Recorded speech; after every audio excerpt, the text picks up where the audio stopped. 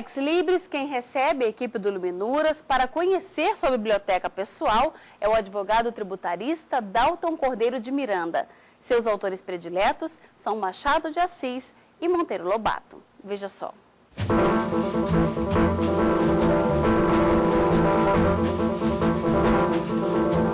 O advogado tributarista Dalton Cordeiro de Miranda nasceu no interior de São Paulo. Seu gosto pela leitura vem da infância, por influência dos pais que adoravam ler. Monteiro Lobato foi o autor que mais marcou esse período da vida dele, além de uma coleção de contos de autores Fernando Sabino e Érico Veríssimo. Durante as férias, ia para a casa do tio no interior de São Paulo, outro leitor voraz. Lá, descobriu verdadeiros tesouros da literatura. A minha relação com os livros começou já na infância.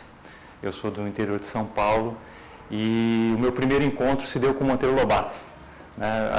Renações de Narizinho é um livro que me encantou bastante pelo fato de retratar uma realidade que eu vivia, que é de criança do interior, de ter vivenciado a brincadeira no campo, andar descalço.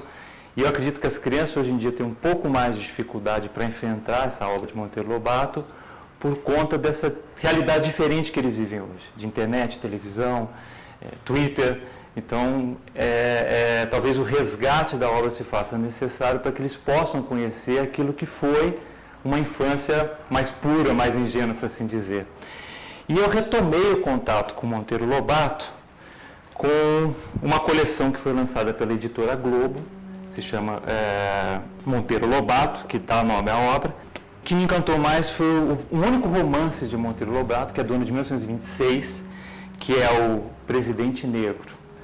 E nessa obra ele faz no meu entendimento, um exercício de futurologia, porque ele, de alguma forma, consegue trazer nessa obra já um primeiro sinal do que é hoje a internet, do que é hoje a eleição, como é no Brasil, por meio eletrônico e por urnas eletrônicas, e também, o que é mais espantoso, conseguiu prever a eleição de um presidente negro nos Estados Unidos da América.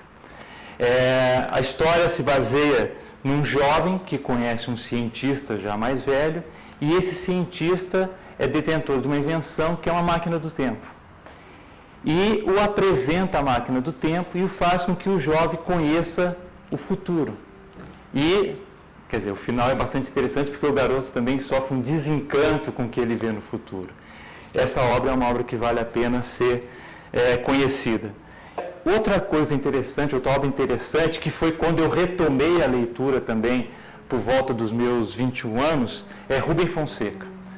Rubem Fonseca me foi apresentado por um grande amigo, que era colega de estagiário, no primeiro escritório que nós estagiamos, por coincidência juntos, que foi Buffy Spallanzani. Uma obra, inclusive, que virou filme, um ator global, uma série de atores globais, mas que a obra em si, o livro, conta muito mais do que o filme trouxe. Na verdade, quase sempre é assim.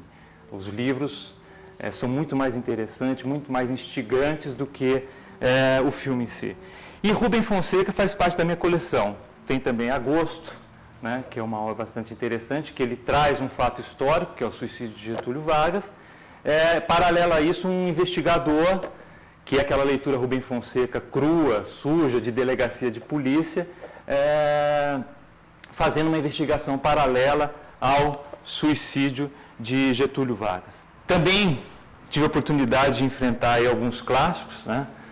Cervantes, Stendhal com Romance Vermelho, os autores russos, que são parte de uma coleção da editora Cossack Knife, que são livros curtos, com contos curtos desses autores russos, e que são bastante interessantes. Aliás, Tolstói, e aqui mais uma vez, um dos seus contos dá nome à obra, O Diabo e Outras Histórias, é bastante interessante, porque o diabo, segundo Tolstói, e essa leitura que a gente tem que fazer, são as mulheres.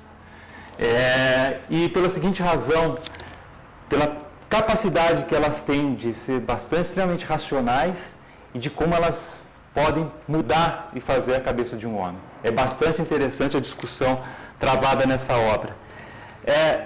Eu também, e aí mais voltado para o meu universo jurídico, indicaria a leitura de O Conto da Ilha Desconhecida, de José Saramago. É uma obra menor de Saramago, não menor no conteúdo, mas menor no tamanho. Saramago, nessa obra, e para quem convive e lida com a rotina jurídica no seu dia a dia, vai achar bastante interessante o que eu estou falando, porque é a dificuldade, talvez, hoje, que nós profissionais temos junto a alguns setores da administração pública, de conseguir informações, de obter informações, ter acesso a informações. José Saramago aqui conta a história de um homem que quer um barco para viajar o mundo. Só que para ele conseguir esse intento, ele é obrigado a falar com o rei. Mas para falar com o rei não é tão simples assim. Ele é obrigado a bater uma porta, primeiro enfrentar uma fila quilométrica. Ao chegar a sua vez, ele é obrigado a falar com o assessor, do assessor, do assessor, do assessor, do assessor, do rei.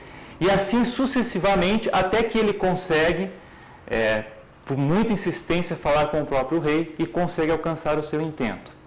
E o final é bastante interessante, dá uma volta em toda a história, talvez até com um pouco de frustração que o autor, que na verdade o personagem principal narrado pelo autor sofre ao conseguir o seu barco.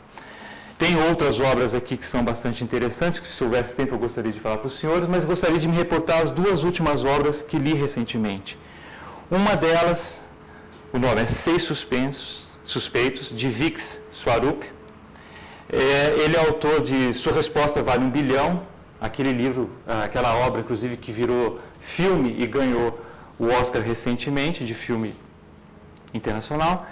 E esse livro é bastante interessante pela forma como o autor o escreve, pelas surpresas que ele causa no leitor no decorrer da leitura.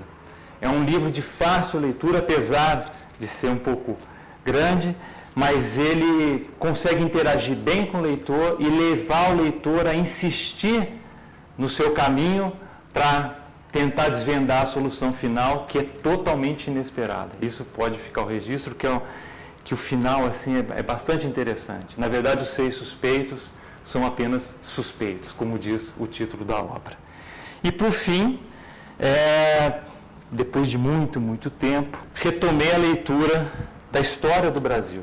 Esse livro de Del Priore e Venâncio é um livro de leitura muito simples, uma fluidez impressionante, em que eles retomam, de forma resumida, a história do Brasil.